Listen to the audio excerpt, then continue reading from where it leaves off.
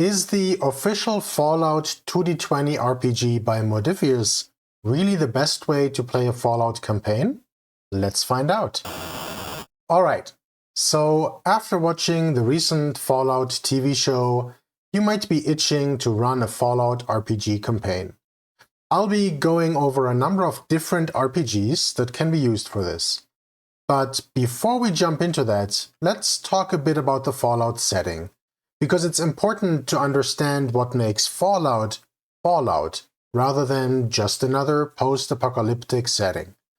Now, I won't go into a ton of detail here.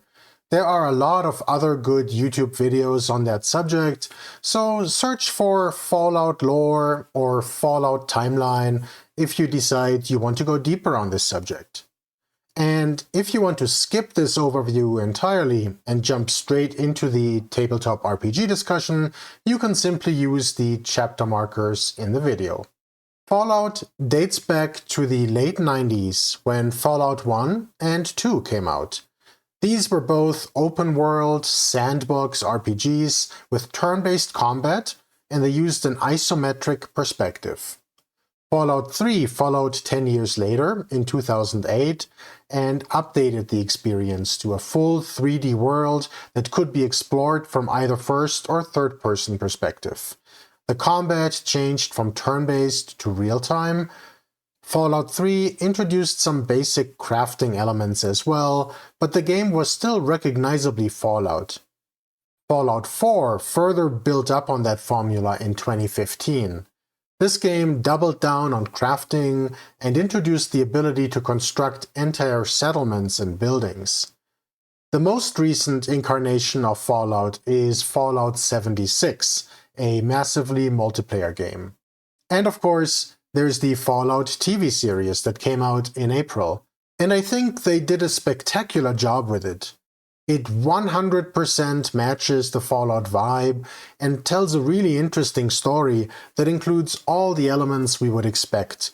Key factions like the Brotherhood of Steel, ghouls, raiders, and of course vaults. But what is the Fallout vibe? Well, as the name implies, Fallout is set in a post-nuclear world. In fact, it's set in an alternate history of our own that diverges from our timeline sometime in the 1940s or 50s.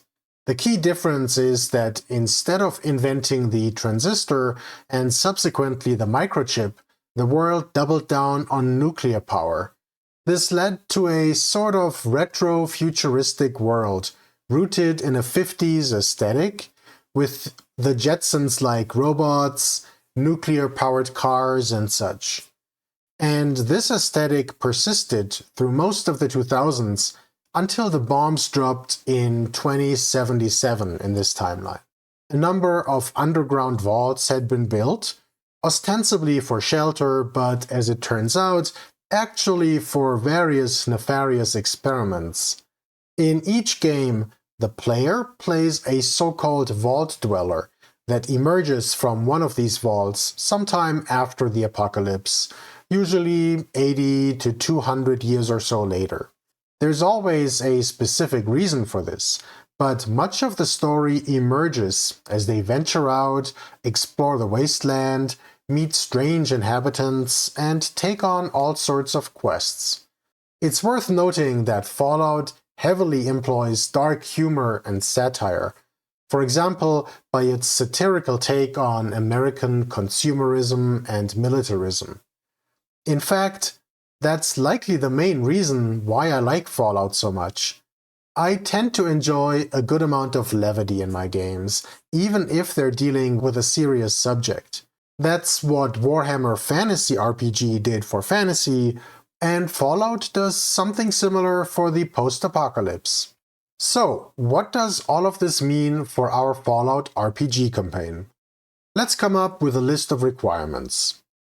First off, it's of course a post-apocalyptic setting, where most of the world was destroyed and the remaining inhabitants are trying to survive, whether by scavenging, trading, or raiding others.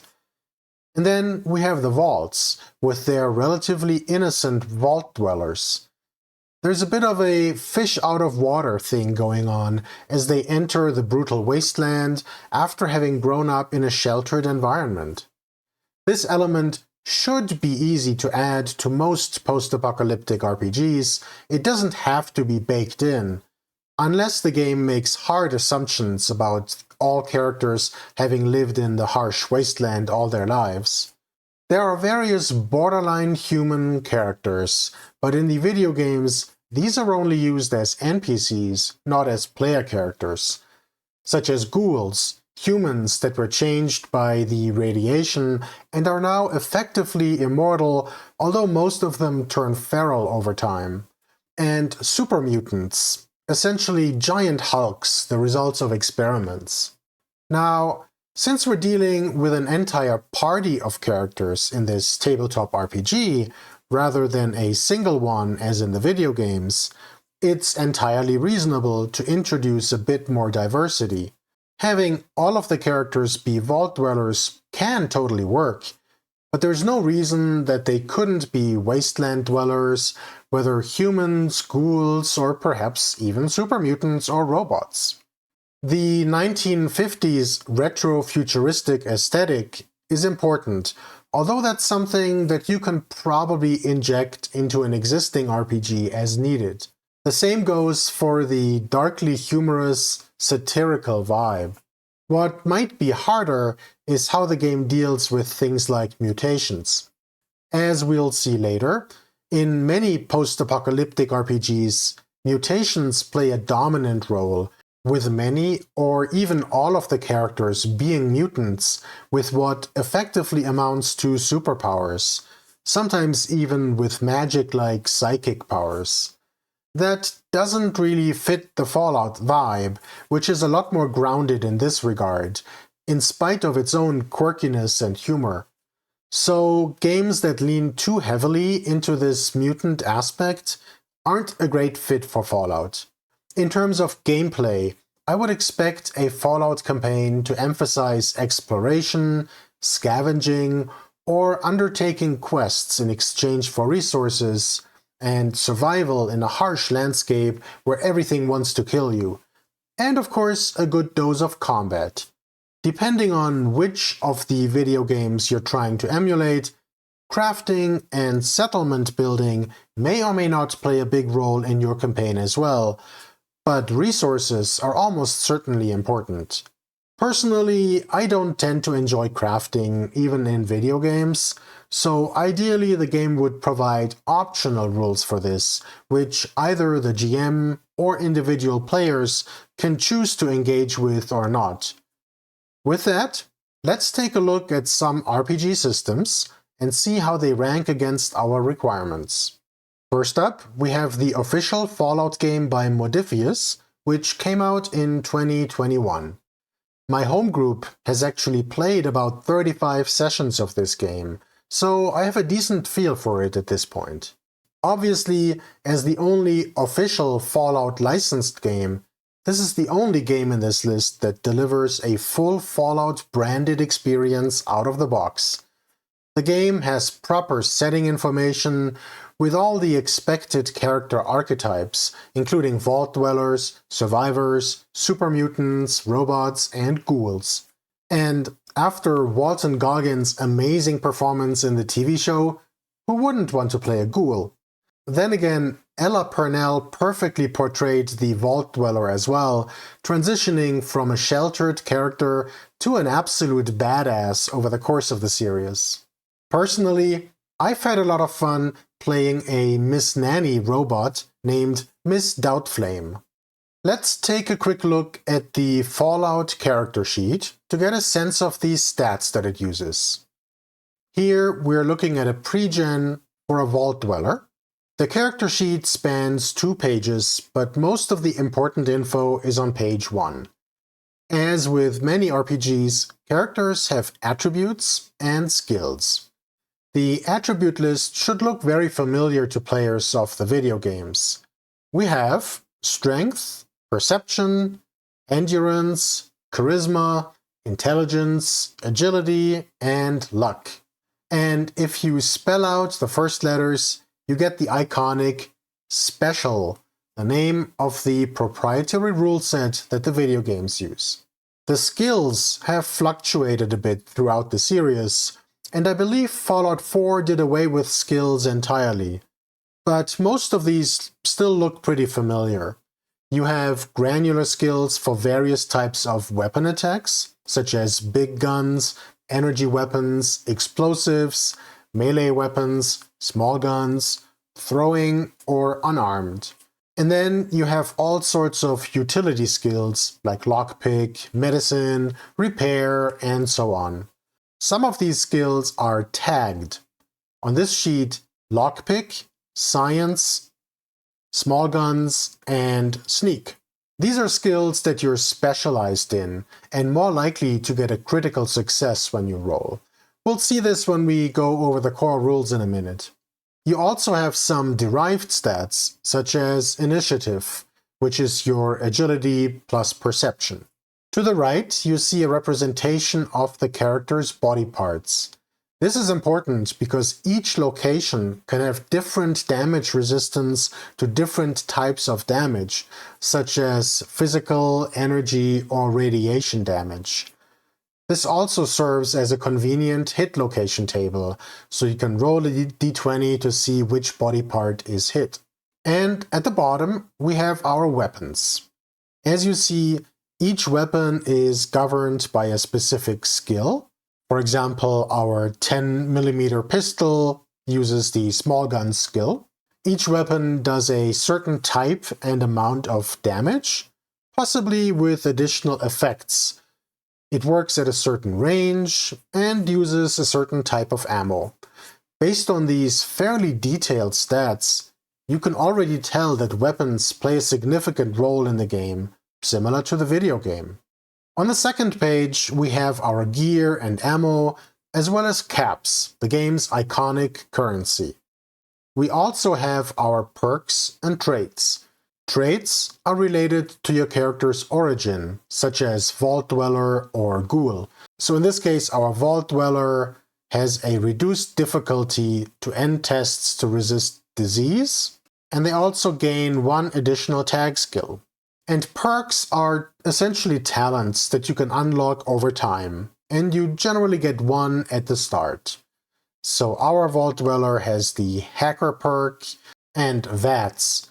VATS is the term for the video game's targeting system that allows you to spend points to target a specific body part of an enemy. Alright, so here we are looking at the game's table of contents. You can see that we have about 30 pages of actual rules, followed by 40 pages or so for character creation, and after that, about 100 pages are dedicated to equipment. And more if you count the sections on scavenging and crafting. So this is obviously a major aspect of the game. After that, we get into the GM-specific information. There's a lot of background info about the major factions, there's information about the vaults, and then a lot of location-based setting info about the Commonwealth, the game's setting. This is followed by more general Game Master advice, including things like safety and consent. That's not a bad idea for a game that can potentially veer into some difficult territory. After that, you have a decent-sized bestiary that includes all sorts of creatures, and finally a starter adventure. So, at well over 400 pages, this is definitely a lot. Frankly, it's much more content than most of the games that I run these days. Then again, I appreciate that everything is contained in this single book. Unlike many Modiphius games, there aren't really a lot of supplements for Fallout. And you don't really need them either. You can easily run years' worth of adventures with just this single book. We obviously don't have time to page through the whole book, so I'll just flip through a few sections to give you a rough sense, and I'll talk a bit more about various aspects of the game. Let's start with the core rules. As with many 2D20 games, the GM first decides which attribute and skill combination is appropriate for a given situation. Each skill has a common attribute that it's often paired with, for example, speech and charisma, or energy weapons and perception. But depending on the situation, the GM may call for a different combination. In our game, that often happens with survival, for example. By default, this is paired with endurance, but it might also be paired with perception, when it's more about trying to find or notice something that's relevant for your survival. I tend to like games where you can freely combine a skill with an attribute in some way. I think it's an elegant design, simple yet very flexible. Cortex Prime or Outgunned are other examples of games that do this. Adding up your skill and attribute gives you the target number. So say your sneak skill is 3 and your agility is 5, your target would be 8. Now you roll 2d20, and any dice that roll less than or equal to your target number represent a success.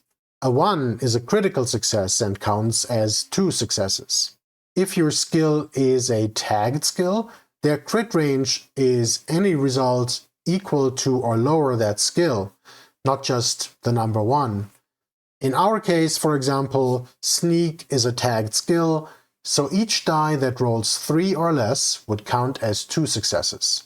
On the flip side, each 20 generates a complication. What this means is up to the GM based on the situation. It might mean that your weapon jams or something more interesting.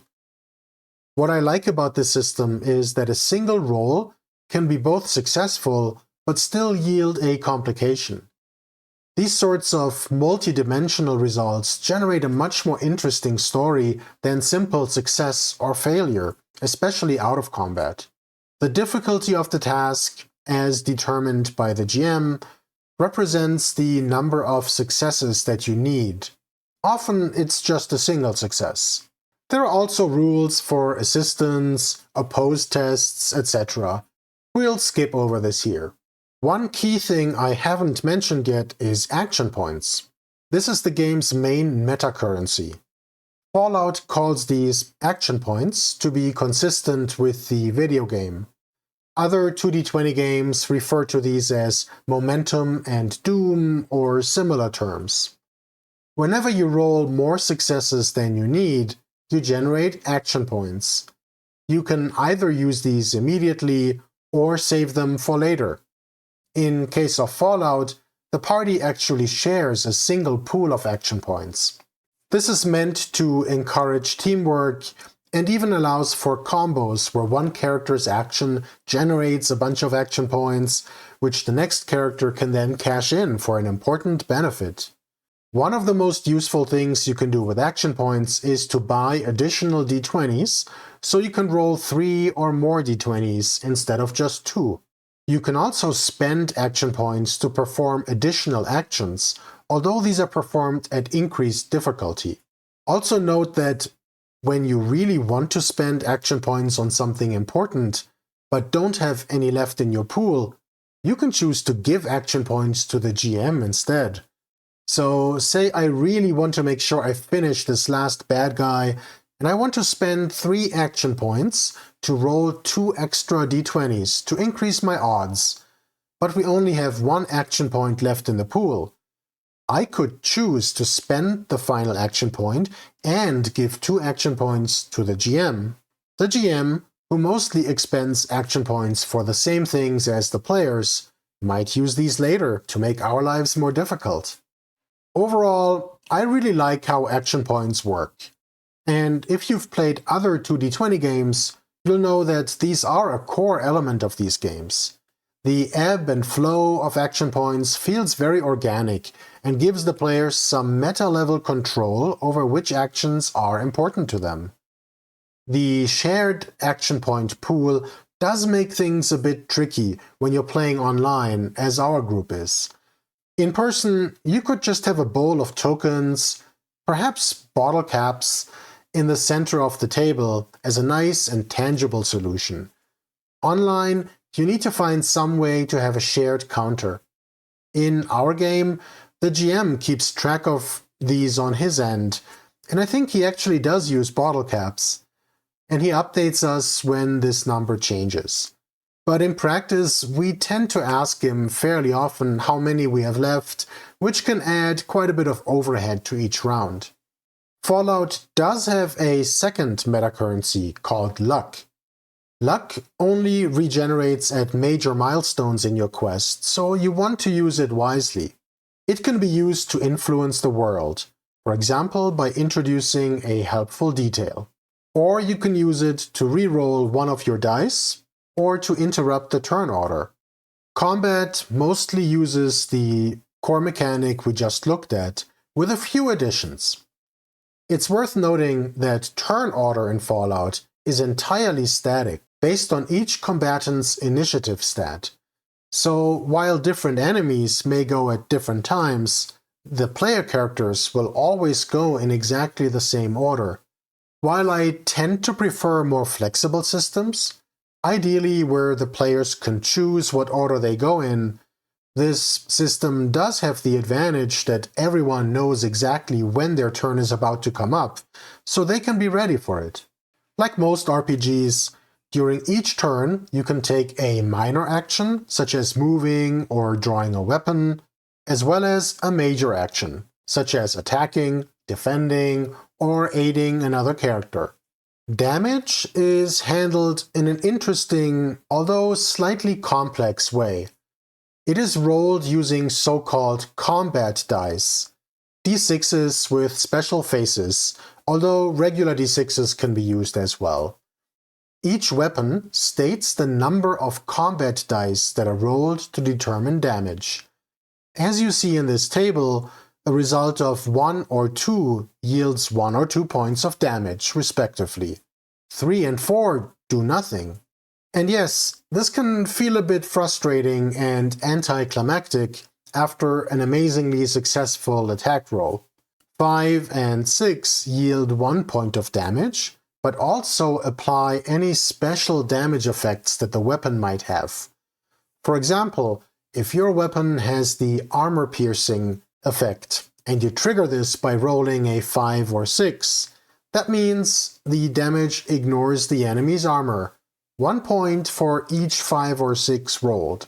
This all feels a bit convoluted and unintuitive, but you get used to it pretty quickly. I have to admit that it helps to use a Discord dicebot or a VTT that automatically calculates all of this for you. I believe newer 2D20 games, such as Dune and the upcoming second edition of Star Trek Adventures, are actually moving away from these combat dice entirely. I think they're called challenge dice or something similar in those games. So these games only use d20s for resolution. That sounds like a nice simplification, and I'm curious about trying that out at some point. One more thing about damage. As you see here, you can choose to increase your damage by spending additional ammo. That's why ammo is such an important aspect of the game. If you had unlimited ammo, you could essentially do unlimited damage. So it's up to the players to scavenge or barter for ammo, and up to the GM to make this interesting and not too easy. That's a core part of the game loop. Healing is a bit funky in this game. During combat, you can perform first aid by making an intelligence plus medicine test. This will heal a number of health points equal to your medicine rating.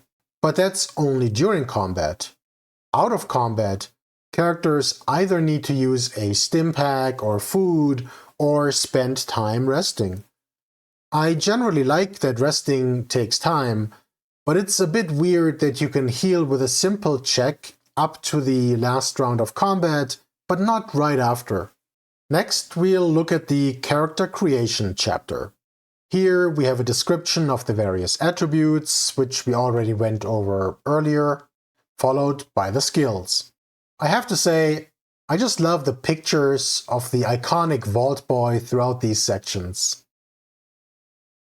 Here's a nice summary of the character creation procedure. It's actually pretty straightforward, using essentially a point-buy system. You choose your origin, You increase your special attributes. You choose some tag skills and buy skill ranks. You choose a perk, calculate some derived statistics, and finally choose your starting equipment. Let's take a quick look at the various character origins. First up, we have the Brotherhood Initiate from the Brotherhood of Steel. Next up, we have the Ghoul, this sort of necrotic post-human is what they call them. Ghouls are immune to radiation damage, which in fact they get healed by radiation damage, so that can be quite an advantage.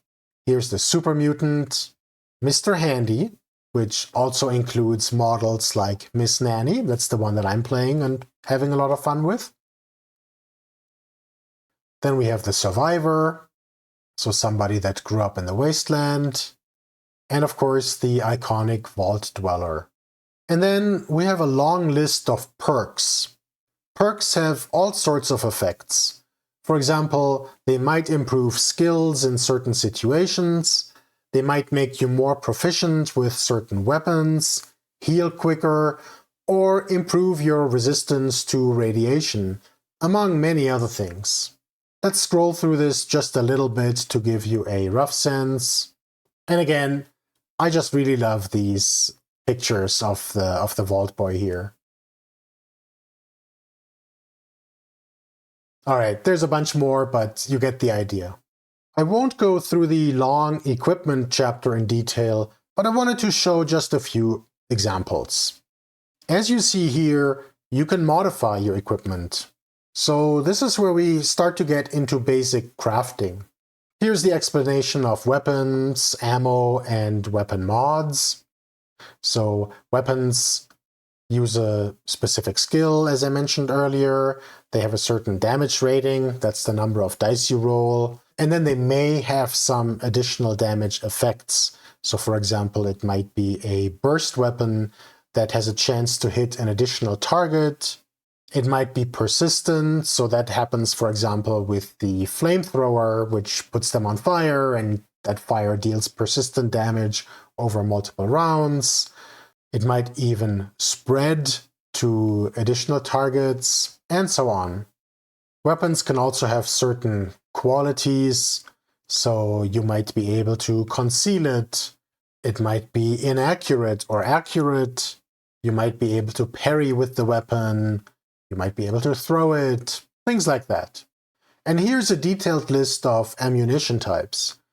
You can see that each one has its own random quantity. That is what you find whenever you come across a stash of that particular type of ammo. So for example, for something like flamer fuel, you would find 12 plus 66 worth of flamer fuel. I wanted to show this table of small guns mods as an example of how detailed the game's crafting system is. With each level that you put into the Gun Nut perk, you're able to install more sophisticated weapon mods that improve the weapon's damage or give it other benefits. And this table is just one of many examples in the book. I have to admit that this is way more detailed than I personally care for. As a player who doesn't really care about crafting and such, it's been pretty easy for me to ignore this feature. As a GM, that may be harder. Then again, you could obviously choose to ignore things like crafting and weapon mods for your game if you want to simplify it. One last equipment-related thing I want to show is armor. Here are just two of many types of armor, Raider armor and leather armor. As you see, each armor consists of multiple pieces for different body parts. So for example, if you wanted to get a complete set of sturdy leather armor, you'd need to obtain the sturdy leather chest piece, 2 pieces of sturdy leather legs, and 2 sturdy leather arms. And each piece has its own damage resistances for different types of damage. If you recall the armor from the character sheet we looked at earlier, that's where you write down the individual values. Each piece also has its own weight, which you'll need to add up to make sure you're not encumbered. Later on, you get to more mundane items, such as consumables. And again, this is quite detailed. The game distinguishes between things like bloatfly meat, Brahmin meat, carrots, corn, and various other types of food.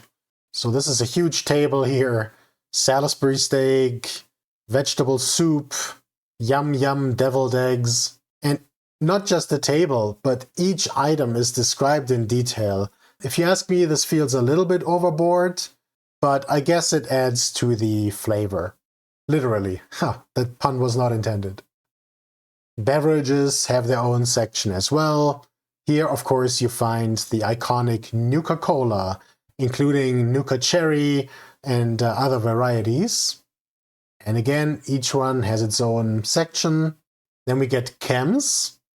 So these are chemicals that can benefit you somehow. They can buff certain stats, they can cure illnesses, stuff like that. Of course, stim packs are in this category that heal hit points, but also Rad-Away that heals radiation damage. We even get mundane items like books and magazines, Astoundingly Awesome Tales, or Programmer's Digest. This is all very much in the spirit of the video games. And again, this was just a tiny fraction of what's in the equipment section. So based on this, if you extrapolate from this, you get the sense just how detailed this aspect of the game is. Let's look at some of the setting information now.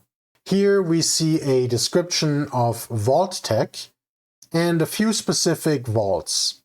There are also some ideas for how these might feature in your game, including some plot points. Then we have a large chapter about the Commonwealth. This includes a ton of specific locations, and some of these have their own quest ideas. So here, for example, we have 2 quests. These aren't fully fleshed out, of course, but hopefully provide just enough inspiration for you to come up with your own adventures. There are a ton more pages in this chapter, but we don't have time to flip through all of them here. The Game Mastering chapter has a lot of helpful information for how to run this game, how to set difficulty levels, how to fail forward and introduce complications, and so on. I love that the guide specifically recommends incorporating some dark humor every now and then, without going overboard. That's a big part of Fallout's vibe. Here we have some nice advice for coming up with your own quests. And then we get into the bestiary. You'll notice that the stat blocks are fairly large, but they look more complicated than they really are. Each creature has a handful of stats, a list of attacks, and some special abilities. For example, the Bloodbug can fly, is little, and immune to radiation. That's mostly straightforward. There's also some info on what materials you can gain from butchering this creature. That's another nod to the importance of scavenging and crafting. So our Bloodbug, for example, yields 1 portion of Bloodbug meat, yummy, and 1 uncommon material. Let's flip through just a couple more pages so you get a sense of what types of creatures are included. More insects, bloatfly, the Brahmin, of course, Deathclaw, better, don't meet one of these. Dog, Mirelurks. There's a mole rat, of course. I fought many of those in the video games. Mutant hound, radroach. So you see a lot of the iconic creatures are definitely present in this bestiary. Now we have some of the mutated humanoids. So first up there's ghouls. And again, ghouls can be player characters, but most ghouls eventually turn feral, and those are the ones that you tend to encounter along the way and have to fight. We have robots, So same deal, these might be friendly or they might not. They come in all forms and shapes. We have super mutants. We'll stop here, but there are a ton more creatures. I love the random art in this book, by the way. This magazine cover is really cool.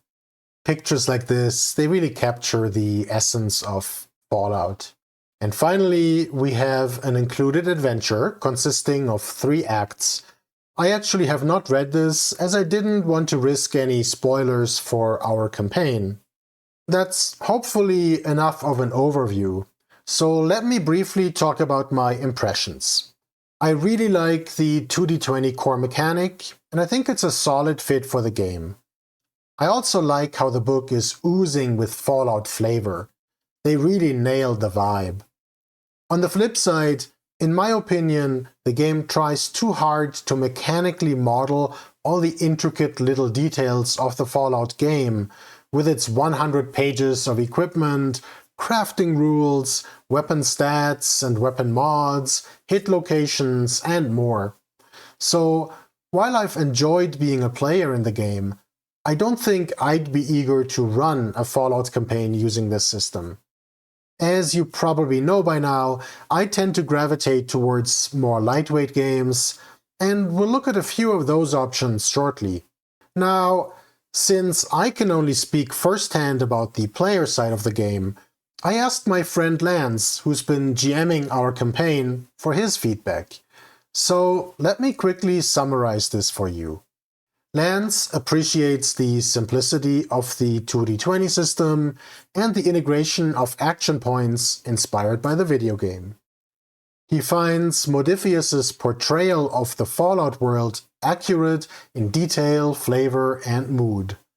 However, he notes the disorganization of the Game Master Guide, particularly with the plethora of charts. Lance suggests a consolidated appendix with all the charts would be helpful. He notes that there is a Game Master's Toolkit booklet that has some more in-depth information, optional rules, and that bundles many of the charts together, but unfortunately this is neither complete nor well organized. He is also disappointed with the lack of creature variety in the guide, and the absence of additional creature supplements for purchase. However, he finds creating his own monsters straightforward due to the simple stat blocks. Lance also shares some advice for new Fallout GMs. He recommends that GMs spend some time with the Fallout 3 and 4 video games, or the new TV series on Amazon Prime, to get a feel for the tone of this particular post-apocalyptic world, although the GM guide explains it pretty well. He also suggests organizing the various scattered charts in a way that makes sense to them. He copied pictures from the book into a OneNote document, and that worked well for him.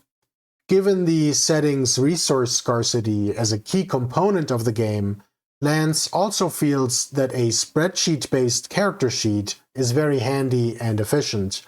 That's what our group ended up using for our online game, and I agree, I think this worked really well. Finally, Lance encourages player involvement in world building for a richer narrative experience with strong buy-in to the emergent story. Lance, thanks a lot for sharing your insights and also for putting up with me as a player. One final note on this game. There's actually a free quick start available for download.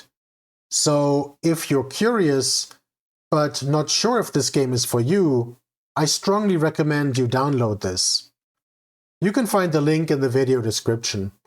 While it doesn't have rules for creating your own characters, it comes with a set of pregens and includes the full rules needed to play the included adventure.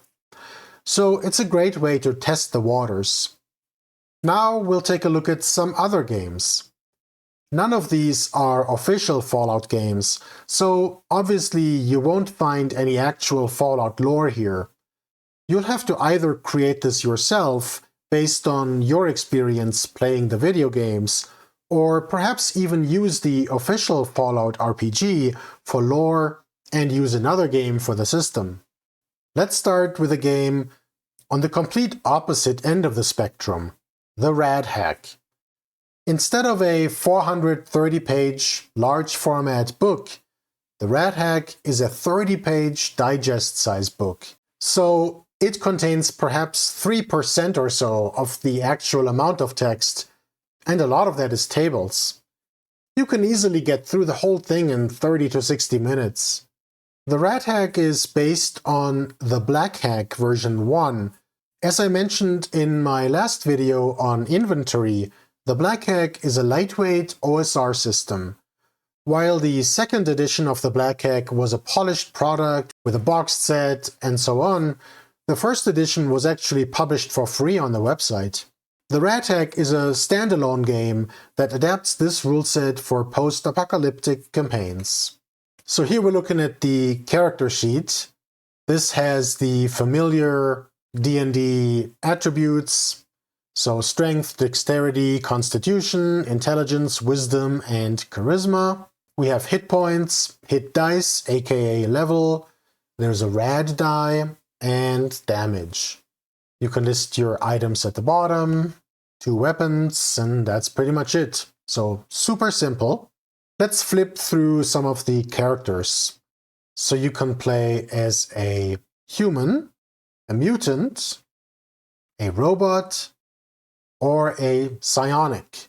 They're having some fun with the mechanics. For example, each of the 4 classes uses a different way to generate their stats. So some of them use a d20, others use 46, drop the lowest, others do a point buy, etc. I'd say the human or the robot should work well with Fallout as is. The mutant would add a slightly different flavor and veer away a bit from the characters playable in the Fallout video games, and the psionic even more so. So consider skipping those classes for a more canonical Fallout experience. But given how simple these character classes are, it should also be pretty straightforward to create your own classes for a ghoul or super mutant. Here we have the weapon list. So this is quite a bit shorter than in the last game we looked at, but you still get a little bit of flavor. We also have equipment quality and degradation. So that's kind of nice in this sort of post-apocalyptic world where there's scarcity and your weapons might not last forever. And as typical for the Black Hack, this employs a usage die for this purpose. Yeah, so this easily simulates degrading equipment over time. Initiative is nice and simple. You do a dexterity test.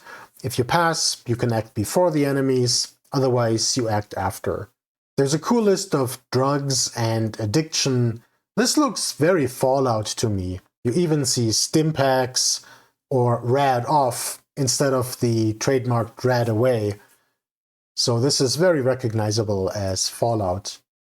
And of course, a description of radiation and its effects. There's poisons. There's some random encounters. Here we have some very, very simple vehicle rules and vehicle lists. This is perhaps more for a Mad Max type game than Fallout, but obviously it's up to you whether you choose to bring these elements into the game or not. And then we have some creature lists. These are nice and simple, really just a hit die and a brief sentence or two to describe anything special. So let's maybe look at 1 or 2 examples. We have the Ravenous Roach, which I'm guessing is very similar to the Rad Roach in the official Fallout game. Only has 1 hit die and goes straight for the food and will eat 1d4 rations of food on a successful attack instead of dealing damage. Alright, so that's kind of a unique spin.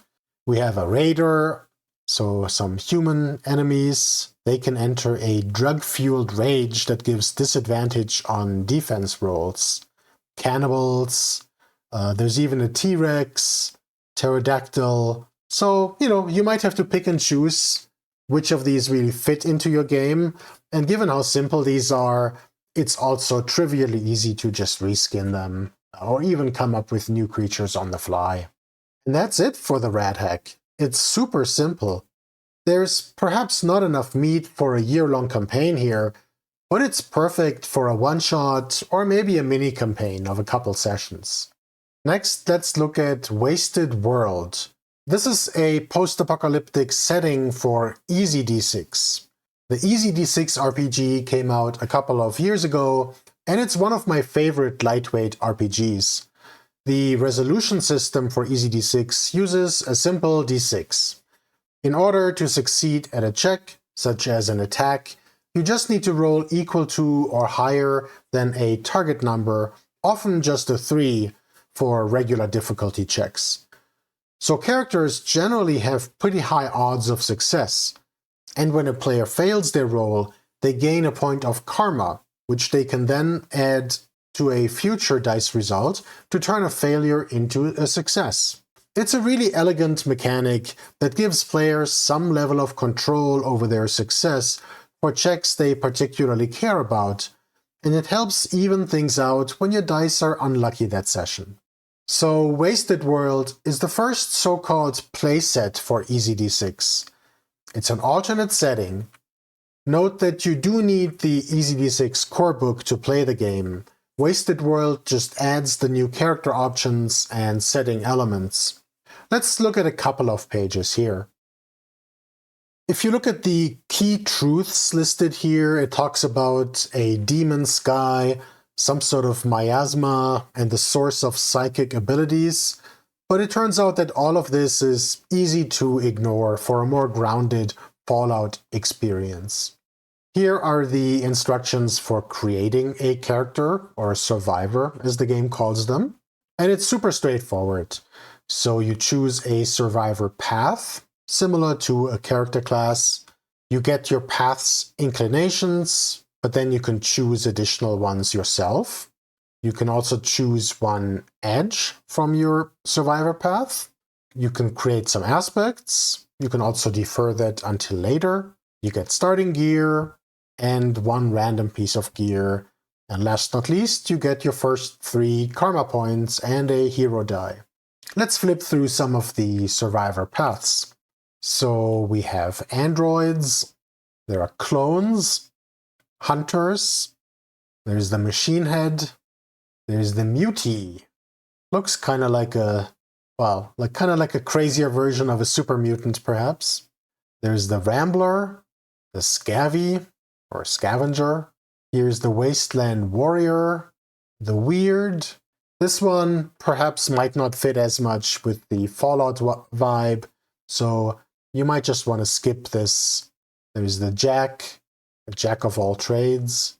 Here's a list of inclinations to pick from, and I find that this combination of a pretty simple survivor path plus a couple of inclinations really allows you to get a very unique character. There's a surprising number of variability in this simple system.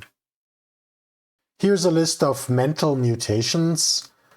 These, again, might not fit a Fallout world, so you can just ignore these. They really only apply to the weird survivor path anyway. So I would say that you can mostly create Fallout characters with these rules, but not quite. You could perhaps reskin the android as a Mr. Handy robot. There's no exact ghoul survivor path, but some combination of another survivor path, perhaps the mutie, and some inclinations, perhaps hardy constitution to avoid contamination, and some aspects could get really close. And if not, it should be super easy to create a new survivor path or inclination. After this, there's a bunch of setting information. It's mostly helpful GM tools. So when scavenging, there's some information about what you might find, more information about gear, supplies. There's even some modding rules here, except that here it's just a couple pages worth of stuff and it's super simple. There are vehicle rules, similar to the Rad-Hack that we just looked at. I would say perhaps ignore these for a Fallout game. These are probably great for Mad Max or similar. Okay, so here's our bestiary. I like that there's a random table at the beginning, so you can always just quickly roll something up. And the creatures look pretty cool. So there are blister rats, perhaps a little bit like mole rats or whatever they're called in Fallout. Brood dogs, dark troopers. They could be perhaps a little bit similar to initiates of the Brotherhood of Steel. Also some more crazy, bigger animals like the Doom Stomper, gangers. So your basic human raider type enemies. Killbots. Some of these might be a little bit too weird for a Fallout game. So for example, here we have the Pale Cones, a vast cult of cone-worshipping automatons. But you can easily ignore those, or perhaps reskin some of them to fit better into your game. But a lot of these fit just fine, like Big Dog, Pit Lurker, Rampaging Amoeba is kind of cool. Alright, that's enough of the denizens, but there's a whole lot more in here. There are some treasure tables as well, so if you want to give your group some nice high-tech loot, there's plenty of ideas in here. In the Wasteland rules section, you'll note that there are some rules about contamination, so that's similar to Fallout's RADs. So that's kind of what you need to emulate that experience. And then I really like that there's this built-in mission maker. So you can just roll a couple of dice to come up with like who's giving you this mission, what the mission is, where it starts out, what the complications are, and things like that. So I find these tools super helpful. The one thing that EZD6 lacks is rules for character advancement. It's just not meant to be a zero to hero game. Rather, characters start out as competent heroes. There are a few options though. You can buy a deck of advantage cards that you can award to your players, and these might grant them free rerolls, an extra move, or do more damage.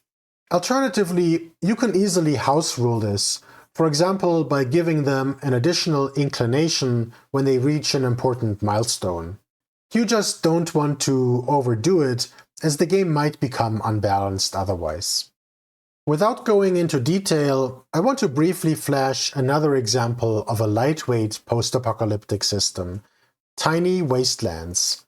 This uses the Tiny D6 engine, which is also used by Tiny Dungeon, Tiny Frontiers, Tiny Supers, and other games in the series. In terms of complexity, I would put it on a similar level as EZD6 and Wasted World. So if Tiny D6 is your jam, or you're curious about it, then this feels like another solid option. It's not Fallout specific, and in fact the book includes a number of micro-settings, just a few pages each, that allow you to play in all sorts of post-apocalyptic settings. I won't page through the book in detail, but let's just look briefly at the character creation. They also call it a survivor here. You pick an archetype, 3 traits, a weapon proficiency, gear, and a drive. So it's actually very similar to Wasted World. Here's the list of archetypes. So you have normals, regular humans, you have mutants. You might want to leave out the mutant class. This doesn't quite hit the same vibe as Fallout, but I think the others fit pretty well. So there's a scavenger, survivor, a wanderer. In fact, I'm getting a distinct Fallout vibe from the wanderer with their dog. There's a crazy, a fixer, and tyrants. There's a trait list, which is kind of similar to EZD6's inclinations. And you might perhaps want to remove the psionic trait, which doesn't really fit with the Fallout setting. All right, that's it for this game. I just wanted to briefly flash it as another option that you might want to consider. Now, another good option for you might be to use a generic system, especially if there's a generic system that you already play with. Examples of these are Cypher, Savage Worlds, GURPS, Cortex Prime, Fate, basic role-playing, or Genesis. And there's probably a dozen more that I haven't mentioned. With generic systems, you actually have a couple of different options. One is to simply create your own Fallout setting using just the generic tools in those systems. Most of them are flexible enough that that's pretty straightforward. But some of them also have official settings that could be a good fit for this campaign. In my research, I actually just came across Rust and Redemption for the Cypher system. This was recently released, and there's a free preview available on the website, which is what I'm looking at here. This setting is supposed to be adaptable to any type of apocalypse: zombies, climate collapse, supernatural invasion, etc. The game covers world-building rules to create your own post-apocalyptic setting, and it even mentions Fallout as an inspiration. Based on the free preview, this actually looks very promising.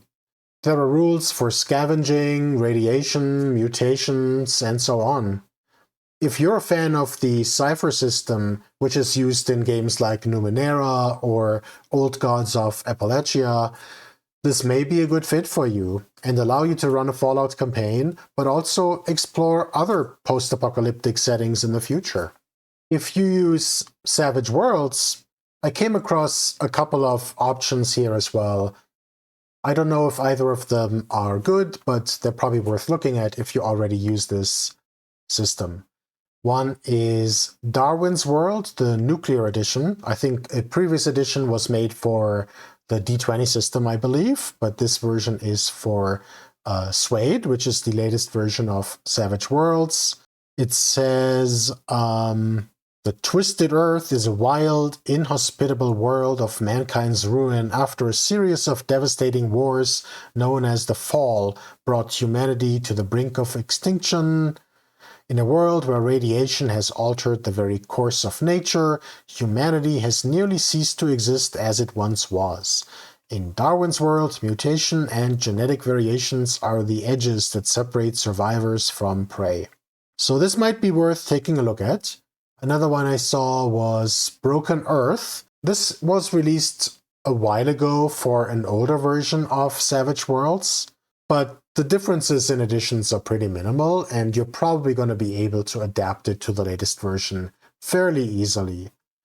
So Broken Earth says, bombs fell, billions died, now you must pick up the pieces and rebuild this broken Earth. An adventure setting that takes place in a post-apocalyptic version of Earth. It deals with a small fraction of the world, what was once the northern Midwest of the United States, and a tiny bit of southern central Canada, yada yada yada. So these might be two options if you like Savage Worlds.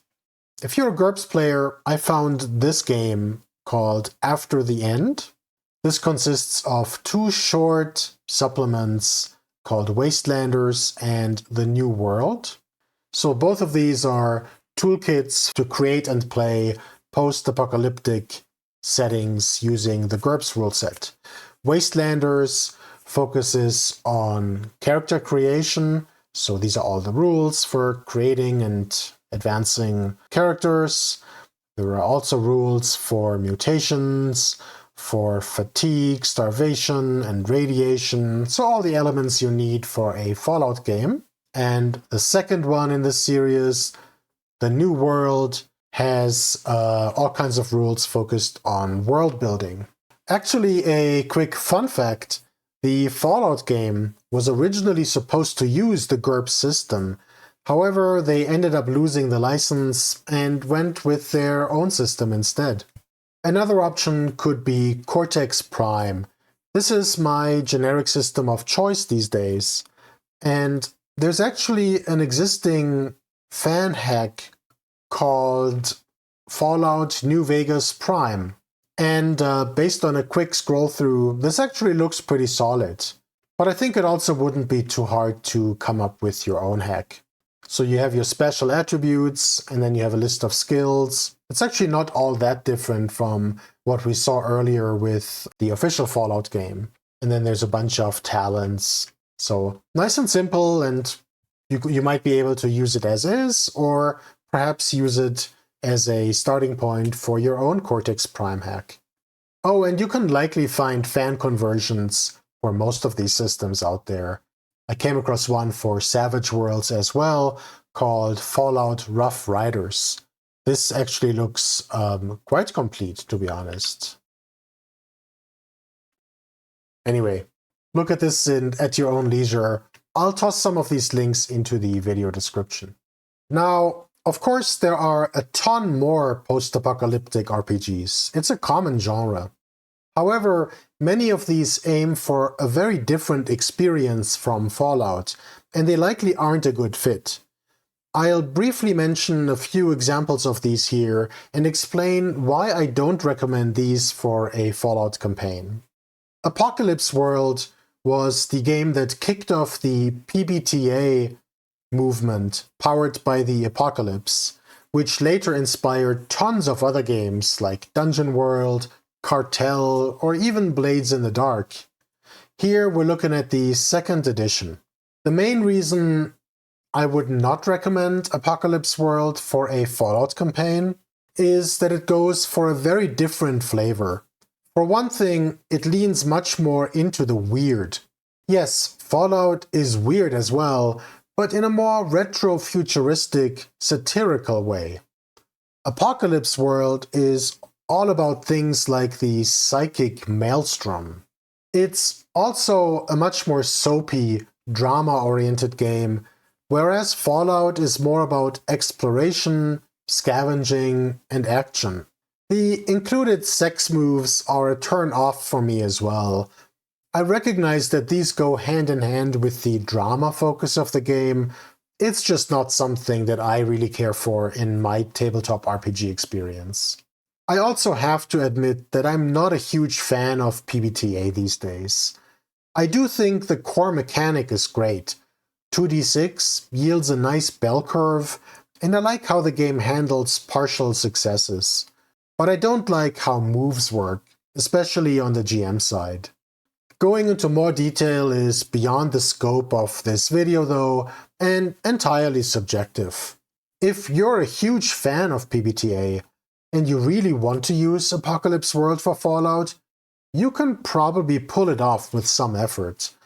I saw somebody recommend that it can be used for Fallout by removing some playbooks and changing the weird stat to science. Your mileage may vary, but chances are that this campaign would still feel very different from the video games. Mutant Crawl Classics is a post-apocalyptic science fantasy game based on Dungeon Crawl Classics, which is one of my favorite RPGs. MCC was strongly inspired by Gamma World. The MCC setting, called Terra AD, is in the far future, actually millennia after a cataclysmic event. The world has reverted to a wild, barbaric setting, but remnants of the pre-apocalypse technology remain. It's a fairly gonzo setting. That makes MCC great for a Thundar the Barbarian experience, but not for Fallout, which takes place relatively soon after the nuclear war that caused the apocalypse and is a lot more grounded. Mutant Year Zero is a game by Free League, and in fact the game that spawned the Year Zero engine, which was later used by games like Alien, Forbidden Lands, or Vaesen. I haven't played Mutant Year Zero and I don't own it, so I don't have any first-hand experience with it. My sense is that it looks like a lot of fun, but it also sounds like it hits a very different vibe than Fallout. As the game's title suggests, mutations are a heavy aspect of the game. In Fallout, those are more of a feature for enemy creatures, not so much for player characters. Super mutants aside. Mutant Year Zero is also centered around the Ark, the player's home base. While that could work for Fallout, it's quite different from the video games, where you typically wander the wasteland, exploring, scavenging, doing quests, and of course fighting enemies. As with Apocalypse World, if you're a huge fan of Mutant Year Zero, or the Year Zero engine in general, you can probably find a way to tweak the game to make it work for Fallout with some effort. But it doesn't seem like an obvious fit, so I'm not going to recommend it here. And finally, there's Punkapocalyptic. That's kind of a mouthful. This game is based on the Shadow of the Demon Lord engine, which was a D20 game by Rob Schwalb. And actually, I've greatly enjoyed running a Shadow of the Demon Lord campaign a couple years ago. Shadow of the Demon Lord provides a grim fantasy experience that allows for plenty of character options while making things a bit easier on the GM than 5e or other recent D&D versions. The path-based character creation and advancement is particularly fun, inspired by old Warhammer Fantasy editions. Punkapocalyptic uses the same system and approach, but in a post-apocalyptic setting.